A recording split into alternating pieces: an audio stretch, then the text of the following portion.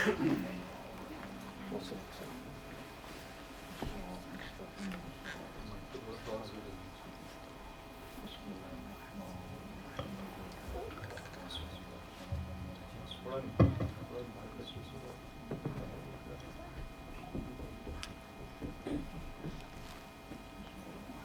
حول ولا قوة إلا بالله العلي العظيم.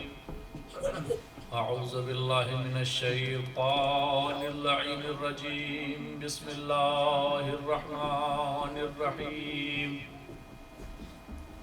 الحمد لله الذي هدانا لهذا وما كنا لنهتدي لولا أن هدانا الله. لقد جاءت رسل ربنا بالحق والصلاة والسلام والتحية والإكرام. الرسول المسدد ونبي المؤيد والمصطفى الأمجد مولى الكونين جد الحسن والحسين مولانا أبي القاسم محمد أهل بيته الطيبين الطاهرين المعصومين المنتخبين المنتجبين. ولعنة الله على أعدائهم ومنكر فضائلهم وغاصب حقوقهم أجمعين من الآن إلى قيام يوم الدين. أما بعد، فقد قال الله تعالى في كتابه الحكيم وهو قوله الحق. بسم الله الرحمن الرحيم. والعصر إن الإنسان لفي خسر إلا الذين آمنوا وعملوا الصالحات وتواصوا بالحق وتواصوا بالصبر. صلوات پر محمد.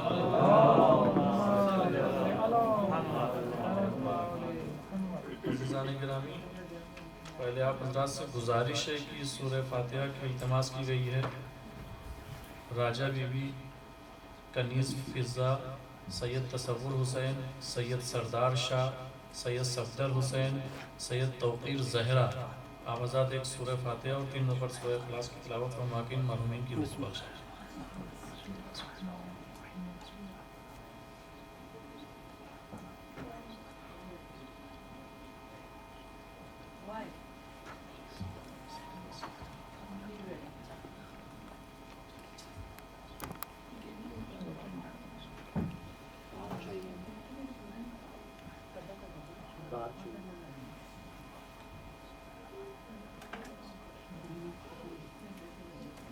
صلوات پر محمد. اللہم صلی علی محمد و آل محمد. عزیزان گرامی، آپ حضرات اکثر مجلس شروع ہونے سے پہلے یا کوئی نیک کام کرنے سے پہلے یا ہر صحیح بات کرنے سے پہلے کہا یہ جاتا ہے کہ صلوات بھیجیں. طریقہ یہی ہے کہ ہم اپنے ہر کلام کی، اپنے ہر چیز کی ابتدا اور انتہا صلوات سے کرتے ہیں. لیکن میں یہ جاننا چاہتا ہوں کہ آپ میں سے کتنے افراد ایسے ہیں جن کو صلوات کی فضیلت اور اس کے آثار اور برکات کے بارے میں پتا ہوگا. تو صرف صلوات پڑھ لیتے ہیں کہ شاید عادت ہو گئی ہے. اکثر لوگ پڑھ لیتے ہیں کہ صرف ایک عادت ہے. صلوات مولانا نے مجلس شروع ہونے سے پہلے پڑھ دی، مولانا ممبر پہ بیٹھ رہے تھے پڑھ دی گئی، سوز شروع ہوا پڑھ دی گئی، سوز ختم ہوا پڑھ دی گئی. صلوات بس کہہ دی گئی پڑھ دی گئی. لیکن اس کے آثار کیا ہیں، اس کے برکات کیا ہیں، اس کی فضیلت کیا ہے؟ کیوں جس صلوات بھی عزیزان گرامی ایک عبادت ہے. صلوات پڑھنا بھی ایک عبادت ہے، اور ہر عبادت کا لطف آپ کو اسی وقت اتنا زیادہ آئے گا جب تک اس کی معرفت نہ ہو. جب آپ کو معرفت ہوگی. میری عادت یہ ہے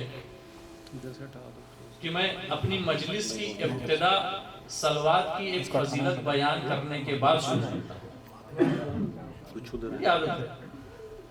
خدا جب تک توفیق دے رہا ہے اور جب تک اہل بیت کا کرم ہے،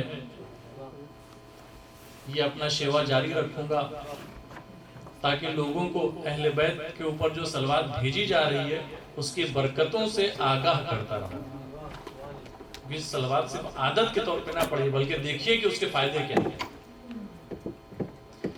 آج کی مجلس میں ایک چھوٹا سا فائدہ، اور اکثر میں اپنی مجلسوں میں کہا کرتا ہوں کہ صلوات ایک ایسی چابی ہے. عزیزان گرامی، دقت کا طلبگار ہوں.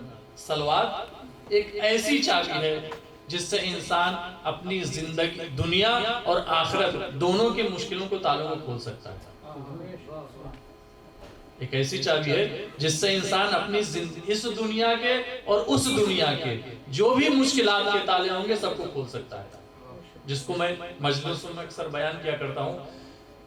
ایک چھوٹا سا فائدہ یہ ہے کہ ایک شخص جو مچھلیاں پکڑتا ہے، مچھوارا مچھلی پکڑ کر لایا اور اس نے اپنی بیوی سے کہا کہ اس مچھلی کو پکانا، جب شام کو میں آؤں گا تو کھائیں گے. عزیزان گرامی، فرما بردار بیوی تھی، فرما بردار بیوی تھی. آج کل بیوی فرما بردار مل جائے تو اپنے خدا کا شکر ادا کیجئے. صلوات پڑھیں محمد والے محمد والے محمد. ابھی آپ سے کہتے کہ میں جاب پہ جا رہی ہوں، اپنا خود پکاؤ کھا لو. مشکلات ایک دو تھوڑی ہیں آج کل کے زمانے میں. تو بیوی سے اس نے کہا کہ میں جا رہا ہوں، جب واپس آؤں گا تو اس مچھلی کو بنانا، ہم لوگ کھائیں گے. بیوی نے کہا ٹھیک ہے. صلوات کی برکت کیا ہے عزیزان گرامی؟ توجہ رہے ذہن میں، ابھی مجلس کا آغاز نہیں ہوا ہے. شوہر چلا گیا، شام کو جب آتا ہے تو اس نے اپنی بیوی سے کہا کہ ٹھیک ہے کھانا لگاؤ. فرما بردار بیوی تھی، اس نے شوہر کا خیال کیا. جیسے ہی گھر پہنچا پانی آنی اس کو پلایا، اس کے بعد کھانا کھلایا. پھر وہی کہوں گا کہ گھر پہنچتے بیوی کہنا یہ نہ شروع کر دے کہ آج گھر میں بل اس چیز کا آیا ہے، فلاں جگہ پیسے اتنے دینے ہیں، بغیر پانی پلائے اور بغیر کھانا کھلائے شروع ہو جائے. بہرحال یہ سب ایک حق اور حقوق ہیں جس پہ میں نہیں جانا چاہتا ہوں. شوہر کا حق بیوی کے اوپر، بیوی کا حق شوہر کے اوپر کیا ہے، میں ان حقوق کے موضوع پہ نہیں ہوں. کبھی وقت ملا تو اس کے اوپر گفتگو کی جائے گی. بیوی نے کھانا پیش کیا تو اس نے دیکھا کہ وہ مچھلی تو ہے ہی نہیں جو صبح لایا تھا. اب بیوی سے پوچھتا ہے کہ میں نے تم سے یہ کہا تھا کہ مچھلی پکانا، آج میرا دل کر رہا ہے مچھلی کھانے کا، میں نے تمہیں صبح مچھلی لا کر بھی دی تھی لیکن تم نے کچھ اور پکا دیا ہے. تو بیوی نے کہا کہ مچھلی کو جتنے طریقے ہو سکتے تھے پکانے کے میں نے پکایا. اس کو بھونا بھی، اس کو تلنے کی بھی کوشش کی، اس کا سالن بھی بنانے کی کوشش کی، لیکن مچھلی تھی کہ گلنے کا نام نہیں لے رہی تھی. بھونا بھی، تلا بھی، سالن بھی بنایا، لیکن مچھلی تھی کہ گلنے کا نام نہیں لے رہی. تو مرد کو بہت تعجب ہوا. پیغمبر کا زمانہ تھا، کچھ بھی ہوتا تھا لوگ تو فوراً اس زمانے میں پیغمبر کے پاس پہنچ جاتے تھے اور رسول خدا بتائیے کیا کریں. عقل مند افراد جو تھے فوراً رسول خدا کے پاس پہنچ جاتے تھے. اس کے بعد امام کا سلسلہ شروع ہوا، لوگ امام تک پہنچ جاتے تھے. اب تو امام سے دسترسی نہیں ہے تو لوگ مولانا کے پاس تو جاتے نہیں. اگر چلے بھی گئے اور پوچھ بھی لیا تو اس پہ عمل نہیں کرتے. چلے بھی گئے اور پوچھ بھی لیا تو مولانا نے کہا کہ چھوڑو کوئی بات نہیں. بیوی نے کچھ اور کہہ دیا تو مولانا کے بعد ختم. تو عزیزان گرامی فوراً بیوی کو لے کر پہنچا رسول خدا کی خدمت میں. رسول خدا سے کہا کہ اے رسول خدا، میری بیوی نے جتنی بھی کوشش کی کہ اس مچھلی کو بنائے لیکن اس کے اوپر کچھ آگ کا اثر نہیں ہوا. آپ بتائیے کہ کیا ماجرا ہے؟ تو رسول خدا مسکرائے کہا مجھ سے کیوں پوچھ رہے ہو، اس مچھلی سے پوچھو. پیغمبر ہیں، جس چیز کو جس چیز کا حکم دیں گے وہ چیز عمل کرے گی ویسے ہی. اگر پیغمبر نے کہہ دیا مچھلی سے پوچھو تو مچھلی بولے گی. اگر پیغمبر نے کہا ہے کہ اس مچھلی سے پوچھو تو مچھلی انسانوں کی زبان بولے گی. عزیزان گرامی کیوں؟ کیونکہ ہر چیز پیغمبر کے حکم پہ عمل کرتی ہے. یہ انسان تھوڑی کہ پیغمبر بلا رہے ہوں بھاگتے چلے جا رہے ہیں.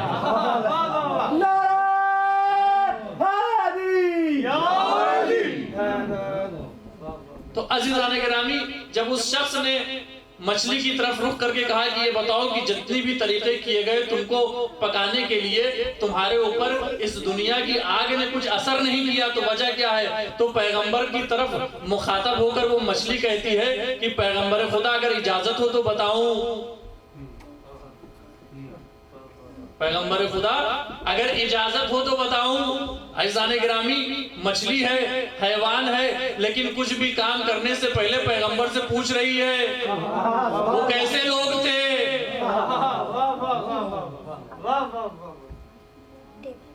تو پیغمبر نے کہا کہ بتاؤ، کہا کہ خدا کے رسول جب میں سمندر میں غوطے لگا رہی تھی تو میں نے دیکھا ایک کشتی پانی کے اوپر رواں دوا ہے، اس کشتی میں بیٹھنے والا ایک شخص آپ پر اور آپ کی آل کے اوپر صلوات بھیج رہا تھا، اس کی صلوات کو سن کر میں نے بھی صلوات دہرائی تو حاطف کی ندائی کہ اے مچھلی، خداوند عالم نے یہ تجھے بشارت دی ہے کہ اس صلوات کی برکت کی وجہ سے تیرے لیے دنیا کی آگ اور آخرت کی آگ دونوں حرام۔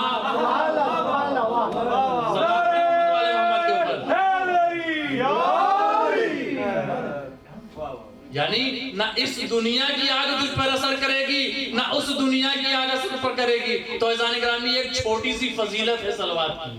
اب جب صلوات پڑھیے تو اپنے ذہن میں رکھیے کہ صلوات کی فضیلتیں کیا ہیں، صلوات کے آثار کیا ہیں، صلوات کے برکات کیا ہیں۔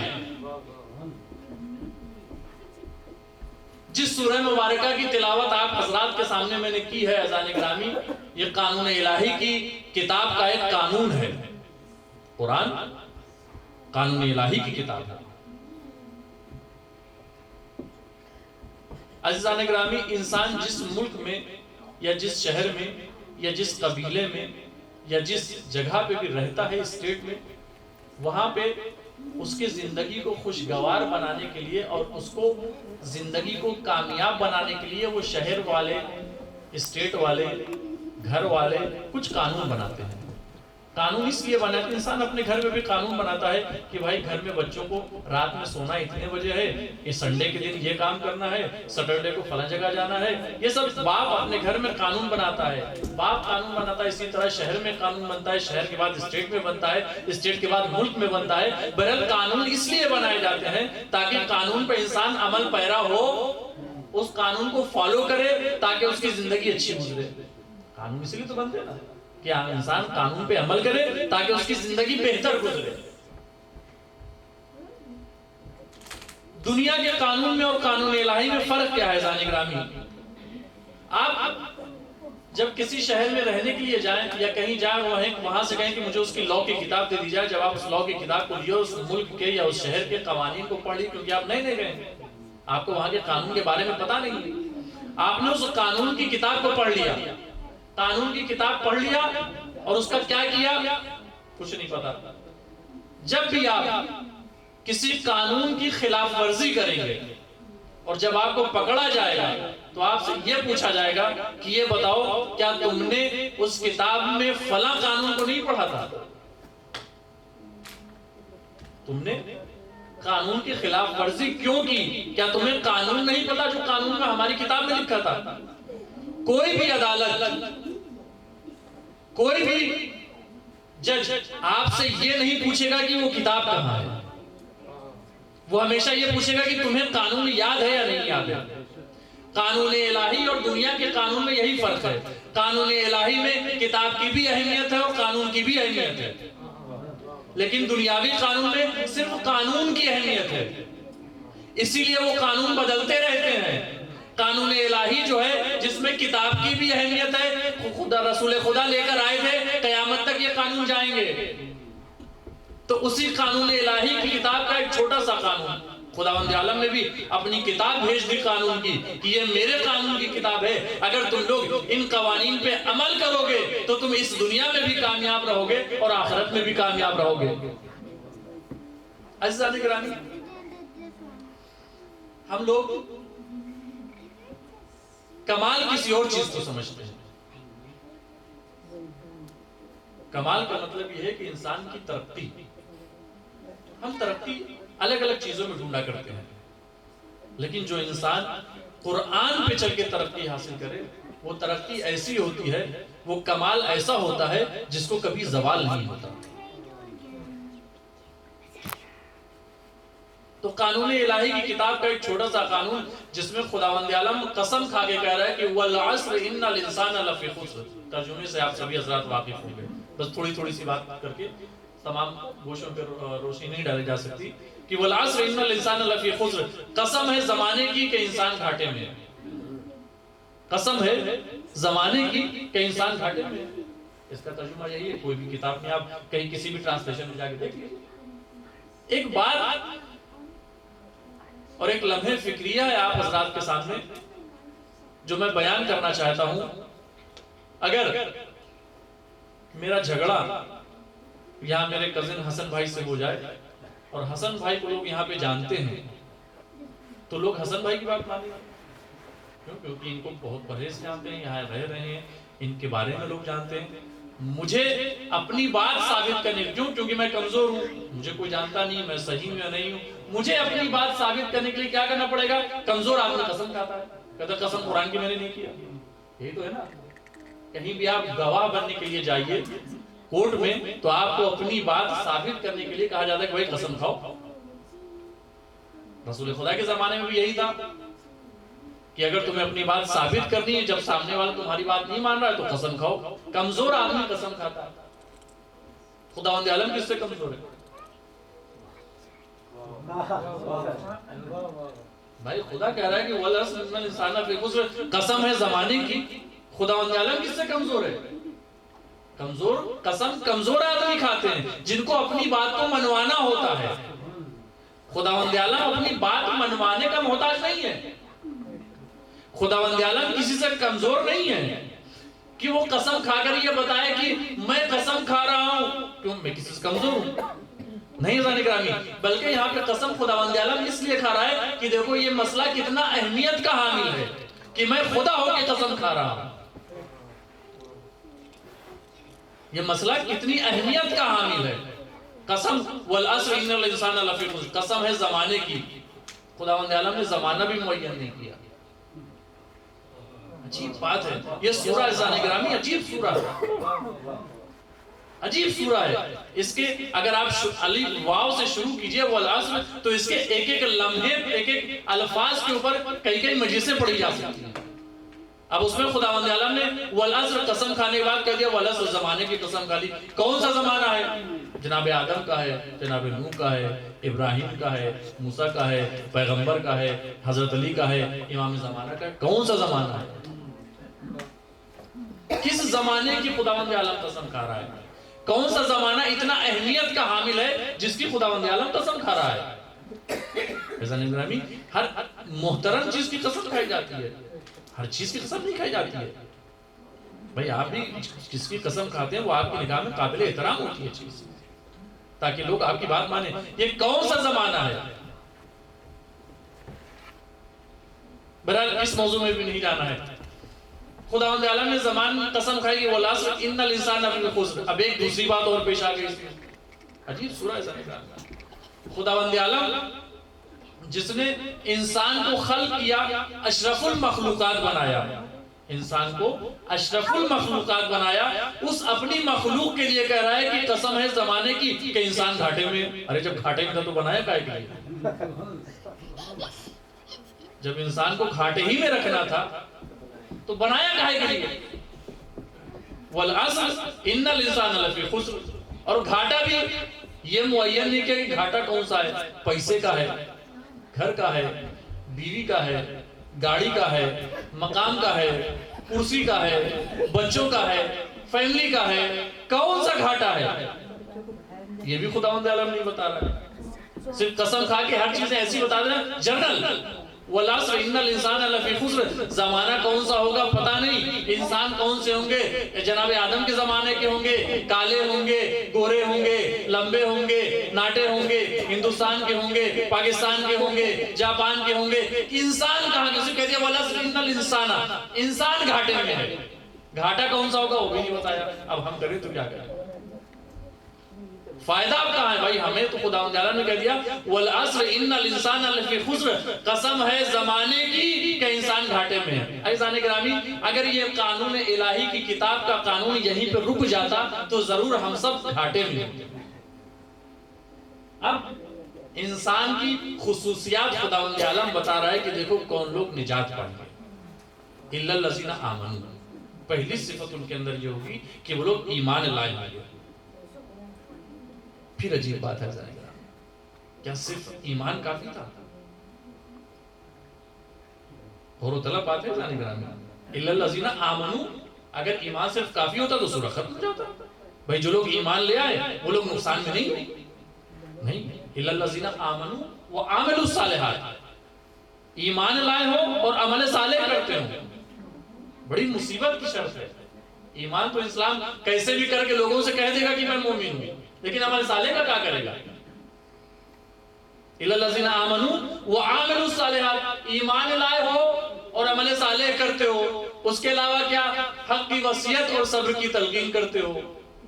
یہ چار صفتیں خداوند عالم نے انسانوں کے اندر بتائی جن کو نجات ملے گی۔ ایسا گرامی، پہلی شے ایمان کا مطلب کیا ہے؟ کیوں نہیں خداوند عالم کہہ رہا ہے کہ اسلام جو لوگ لائے؟ خداوند عالم نے کہا ان الدین عند اللہ الاسلام، خدا کے نزدیک پسندیدہ دین جو ہے وہ دین اسلام ہے، لیکن جہاں نجات کی باری آ رہی انسانوں کی وہاں کہہ رہا ہے ایمان لائے، اسلام نہیں کہہ رہا ہے۔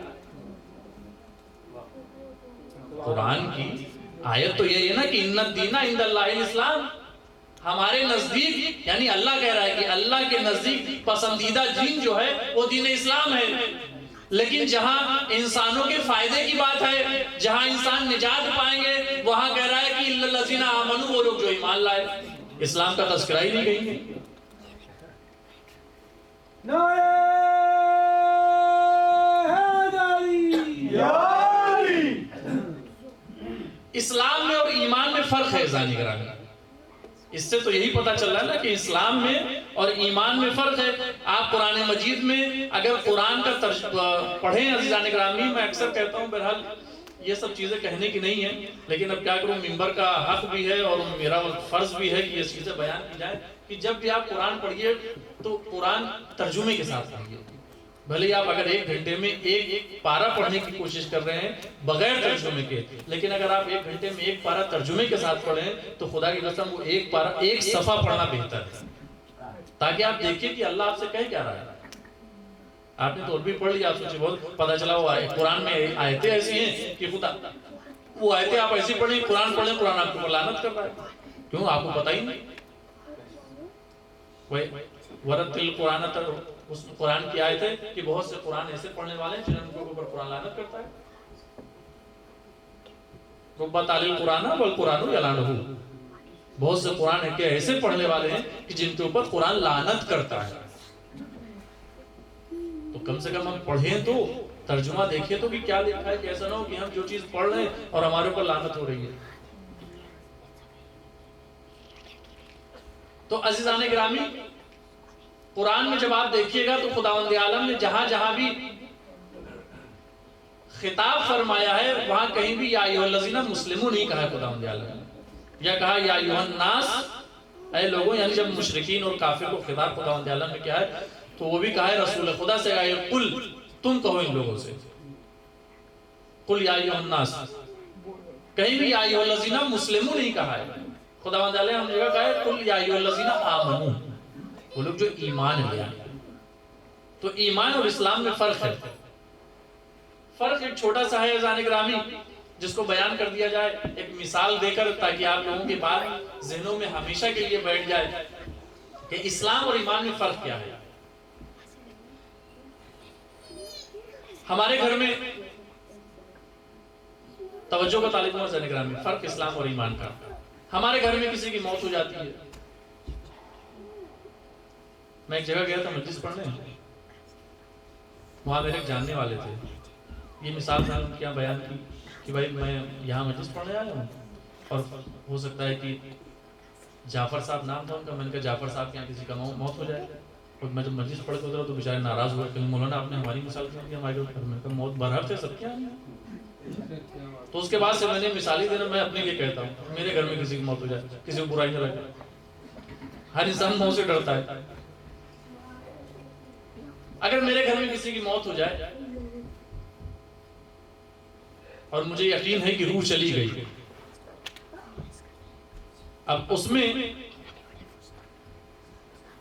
مجھ سے یہ کہا جائے کہ میں اس کمرے میں جا کر لیٹ جاؤں جہاں پہ مردہ لیٹا ہے، ہم میں سے کون ہے جو لیٹ سکتا ہے؟ بتائیے اذان گرامی، جس کمرے میں میت رکھی ہے اس میں لیٹنے کی کوئی ہمت کرے گا؟ کیوں؟ یہ سوچتے ہیں کہیں ہم کو بھی نہ لے کے نکل لے، خود تو گیا ہے کہیں ہم کو بھی رات میں نہ لے کے نکل لے۔ یہی فرق ہے اسلام میں اور ایمان میں۔ اسلام کسی چیز کو تسلیم کر لینے کا نام ہے، ایمان اس کے اوپر یقین لانے کا نام ہے۔ تسلیم تو آپ کرتے ہیں کہ مر گیا وہ انسان، لیکن یقین نہیں تو سو جاتے اس کے پاس۔ صلوات پڑھیں محمد والے اللہم صلی علی محمد وآل محمد۔ یقین نہیں ہے، تسلیم کر دیا کہ مر گیا، لیکن اس کے اوپر یقین نہیں ہے، کہیں ایسا نہ ہو کہ ہم بھی چلے جائیں۔ تو اسلام اور ایمان میں فرق یہی اذان گرامی۔ تو الا الذین آمنوا، بھائی مومن وہی شخص ہوتا ہے جس نے کلمہ پڑھا، ایمان لایا، کلمہ پڑھا، نماز پڑھ رہا ہے، روزے رکھ رہا ہے، خمس دے رہا ہے، زکوٰۃ دے رہا ہے، حج کر رہا ہے، غیبت نہیں کر رہا ہے، یعنی واجبات ادا کر رہا ہے، محرمات سے پرہیز کر رہا ہے، تبھی تو انسان مومن بنے گا۔ اور کوئی مومن بننے کا راستہ ہو تو بتا دیا مجھے۔ تو کیا یہ چیزیں جو آپ کر رہے ہیں الا الذین آمنوا، وہ عامل الصالحات میں نہیں آتی ہیں؟ نیک کاموں میں نہیں آتی کیا یہ چیزیں؟ بھائی نماز پڑھ رہے ہیں آپ، روزے رکھ رہے ہیں آپ، جھوٹ نہیں بول رہے ہیں، غیبت نہیں کر رہے ہیں، تو کیا یہ چیزیں عمل صالح میں نہیں آئی؟ ایمان اگر عمل، آپ نے مومن کہہ دیا، مومن سب، جب انسان یہ ساری کام کرے گا تبھی مومن بنے گا۔ لیکن اسلام کی نگاہ کچھ اور ہے، قرآن کچھ اور کہہ رہا ہے، قانون الہی میں کچھ اور بیان کیا جا رہا ہے، ہر چیز الگ الگ ہے قانون الہی میں۔ ایمان لے آئے ہو تو جب یہ سب کرو گے تو ایمان آئے گا۔ اب ہمارے صالح کیا ہے؟ صلوات پڑھیں محمد والے۔ ایسا نہیں کرا، سورہ بہت چھوٹا سا ہے، لیکن انسان اگر اس کے اوپر توجہ کرے اور اس کے ایک ایک الفاظ کو کھولا جائے، عزیزان گرامی، تو بہت سے اشرے پڑھے جا سکتے ہیں۔ اس کو بھی ایک مثال سے واضح کرتا ہوں عزیزان گرامی۔ میں اکثر اپنے مجلسوں میں مثال دیتا ہوں تاکہ لوگوں کے ذہنوں میں بات آسانی سے بیٹھ جائے۔ آپ سبھی لوگ یہاں پہ نوکری کر رہے ہیں، صحیح ہے؟ نوکری کی یہاں پہ ٹائمنگ ہے، صبح 9 بجے سے لے کر شام کو 5 بجے تک آپ کو نوکری کرنی ہے، صحیح نا؟ صبح 9 بجے سے لے کر شام کو 5 بجے تک آپ کو نوکری کرنی ہے۔ ایمان اور عمل صالح میں فرق کیا ہے؟ توجہ رہ جائے گا۔ صبح 9 بجے گئے، شام کو 5 بجے تک آپ نے کیا، اس کے بعد آپ کو جو ہے چھٹی ہو گئی، آپ چلے اپنے گھر۔ اس کا ایک آپ کو سیلری مل رہی مہینے میں کتنی؟ $5000، $2000، $1000، جتنے جیسی آپ کی پوسٹ ہے، یا پر گھنٹہ آپ کو $10 مل رہا ہے، $20 مل رہا ہے، جیسا کام ہے۔ لیکن اب ایک انسان جو ہے اس نے اوور ٹائم بھی کرنا شروع کر دیا۔ توجہ کا طالب نہ نگرانی۔ اب ایک شخص تھا، اس نے اوور ٹائم بھی کرنا شروع کر دیا۔ 5 بجے تک ڈیوٹی تھی، وہ 2 گھنٹہ اوور ٹائم کر رہا ہے۔ اوور ٹائم کے فائدے کیا ہیں عزیزان گرامی؟ اوور ٹائم کے فائدے یہ کہ آپ کو ڈبل تنخواہ مل رہی ہے، آپ اپنے آنر کے اور نزدیکی ہوتے جا رہے ہیں۔ یہی تو ہوتا ہے نا، آنر سے آپ اور نزدیک، کیوں آنر بھی دیکھ رہے ہیں بھائی ہمارا اسٹاف جو ہے، جو لوگ چلے جاتے ہیں بیچارہ محنت کر رہا ہے، 2 گھنٹہ ہر روز زیادہ کام کر رہا ہے، مالک سے نزدیک ہو رہے ہیں، تنخواہ ڈبل مل رہی ہے۔ اگر آپ اوور ٹائم نہ کیجیے، اوور ٹائم اگر آپ نہ کریں گے تو کیا آپ کا مالک آپ سے ناراض ہو جائے گا؟ یا آپ کی تنخواہ کے اوپر کچھ اثر پڑے گا؟ نہیں۔ لیکن جو آپ کا شیڈیول ٹائم دیا گیا ہے کہ صبح 9 بجے سے 5 بجے تک آپ کو جاب کرنی ہے، اس میں اگر آپ نے گھنٹے کم کرنا شروع کر دیے تو کیا ہوگا؟ مالک الگ ناراض، سیلری الگ کٹ رہی ہے۔ تو عزیزان گرامی وہ جو آپ کے 5 گھنٹے ہیں نا وہی آپ کا جو شیڈول ٹائم ہے وہ ہے آپ کا ایمان. بھائی آپ کو پوری سیلری لینے کے لیے یعنی مومن بننے کے لیے اتنے گھنٹے تو کام کرنا ہی ہے.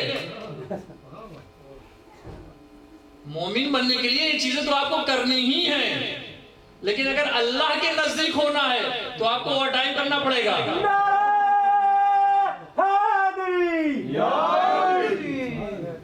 اللہ سے اگر آپ کو نزدیک ہونا ہے اللہ کے قریب ہونا ہے آپ کو ڈبل ثواب چاہیے تو آپ کو اوور ٹائم کرنا پڑے گا. اللہ بھی کہتا ہے اوور ٹائم کرو. خدا قرآن کی حدیث قدسی ہے کہ میرے بندے اتنی اپنے آپ کو میرے اندر اتنا تپا دے کہ میں تجھے اپنی طرح بنا دوں. حدیث قدسی ہے کہ بندے میری عبادت میں اپنے آپ کو اتنا تپا دے کہ میں تجھے اپنی طرح بنا دوں. کیا مطلب خدا دوسرا خدا بنا دے گا؟ اور خدا جو کہہ رہا ہے وہ بھی غلط نہیں ہے، حدیث ہے. اس کو بھی ایک مثال دیتا ہوں. عزیزان گرامی آگ کی خاصیت کیا ہوتی ہے؟ آگ کی خاصیت یہ ہوتی ہے کہ وہ لال ہوتی ہے، جلا دیتی ہے، نور ہوتا ہے اس کے اندر. اب اسی آگ میں آپ ایک لوہے کو رکھ دیا 3-4 گھنٹہ. اب جب آپ اس لوہے کو آگ سے نکالیے گا تو اب لوہے کی خاصیت کیا ہوگی؟ لوہا بھی لال ہوگا، لوہا بھی جہاں رکھیے گا جلا دے گا، وہ بھی نورانی ہو جائے گا. خداوند عالم بھی کہہ رہا ہے میرے بندے تم میری عبادت میں اپنے آپ کو اتنا تپا دے کہ میں تجھے اپنی طرح بنا دوں. اپنی طرح خدا نہیں بنا رہا ہے بلکہ وہ اثرات آپ کے اندر آ رہے ہیں جو خدا کے اندر تھے. یعنی اب اگر جناب فاطمہ نے یہ کہہ دیا کہ بچوں تمہارے کپڑے رضوان جنت لے کر آئے گا تو خداوند عالم رضوان کو جلدی سے بنا کر بھیج دے گا. اب وہ رضوان جنت درزی بن کر آئے گا. کیوں؟ کیونکہ انہوں نے جو کہہ دیا وہی ہونا ہے. انہوں نے اپنے آپ کو اتنا اللہ کی عبادت میں تپا دیا ہے کہ اللہ کے نمونے بن گئے ہیں. جو یہ کہیں گے وہی ہوگا.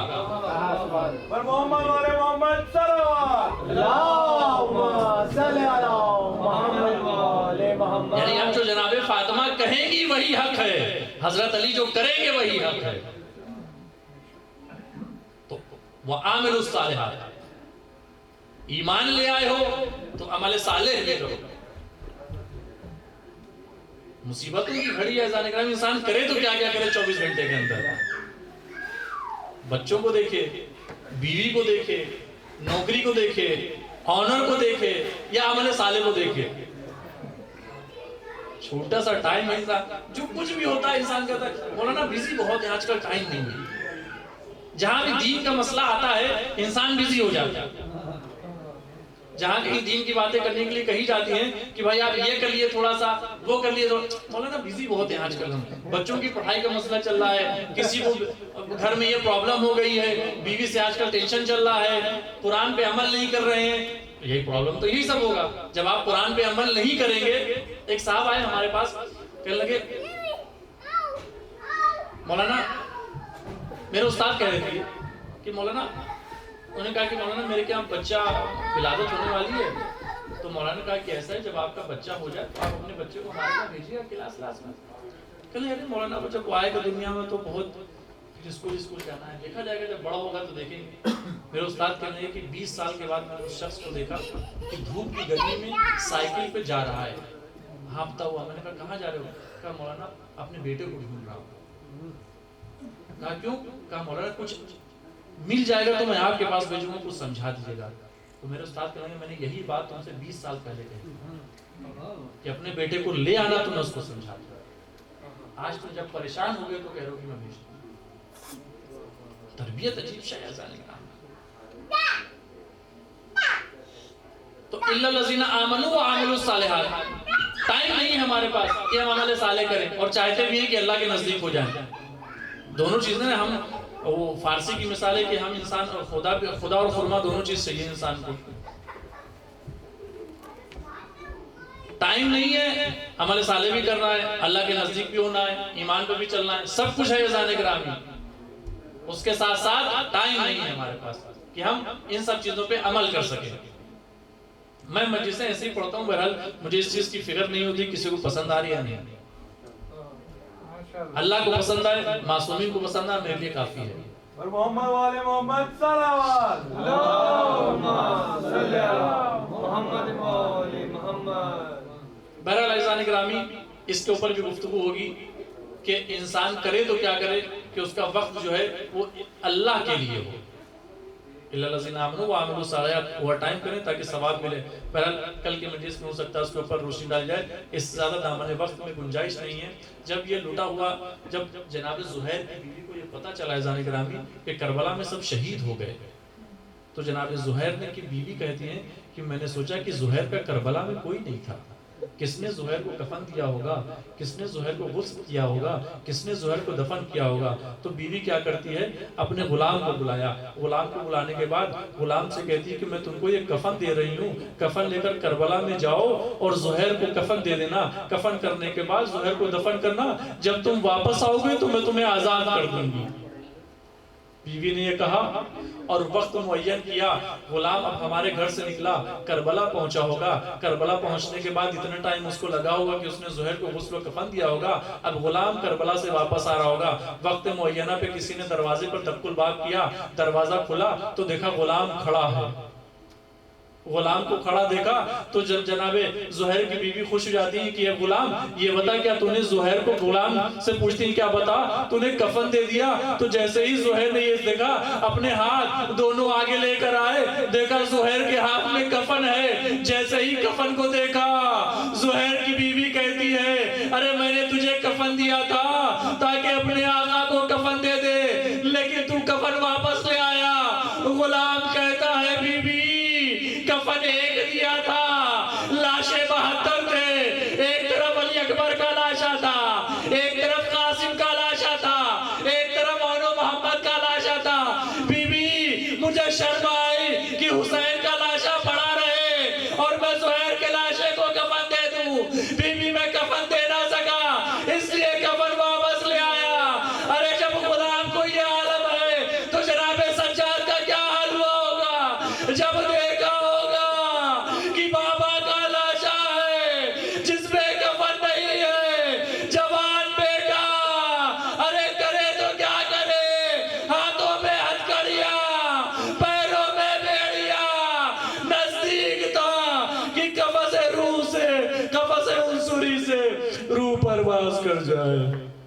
سیعلم الذین ظلموا ای منقلبین ینقلبون انا للہ و انا الیہ راجعون۔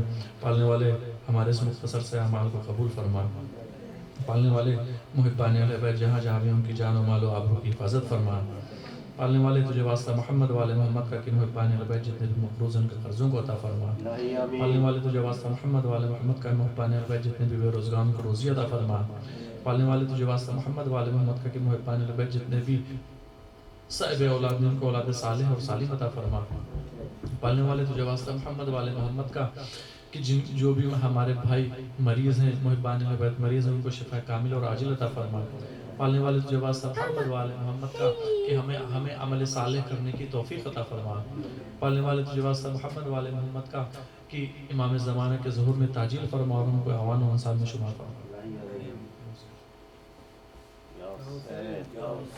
Ya Hüseyin.